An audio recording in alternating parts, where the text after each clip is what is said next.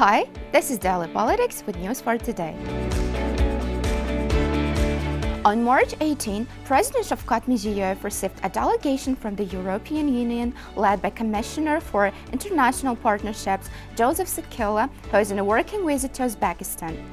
During the meeting, both sides expressed mutual interest in advancing joint projects and programs in transport and logistics, energy, digitalization, agriculture, water management, and others. The meeting also addressed preparations for the first Central Asia-European Union Summit and the Climate Forum in April in Samarkand, along with discussions on regional cooperation in Central Asia. The Legislative Chamber of Dali Majlis considered in the first reading a bill aimed at improving the activities of civil society institutions on amendments and additions to some legislative acts of the Republic of Uzbekistan. Administrative liability is introduced for officials of state bodies for illegal interference and activities of the NGOs. It's envisaged to introduce administrative liability for the untimely consideration of the final document submitted to government agencies based on the results of public control.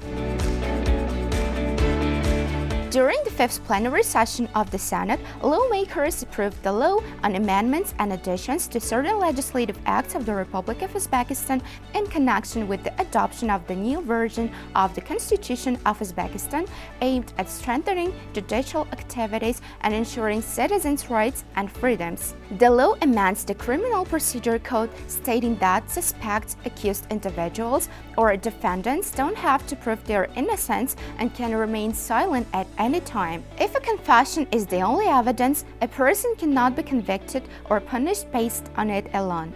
The law also allows witnesses to refuse to testify against themselves or close relatives. It also prohibits interference in judicial activities and protects judges from being held liable for their rulings. Finally, law clarifies that the Supreme Court can only propose matters within its jurisdiction.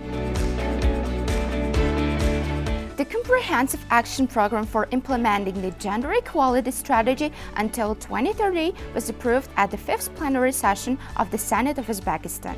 Key objectives for 2025 include expanding women's participation in high-income sectors like finance and IT, increasing female representation in leadership positions of state-owned enterprises, and combating gender stereotypes. The program also aims to align with international standards, strengthen women's political and legal roles, and support their involvement in science, technology, and innovation, with a focus on developing skills in research and startup projects. Please hit the like button and don't forget to subscribe to our daily newscast. Happy Nowruz to everyone! Bye!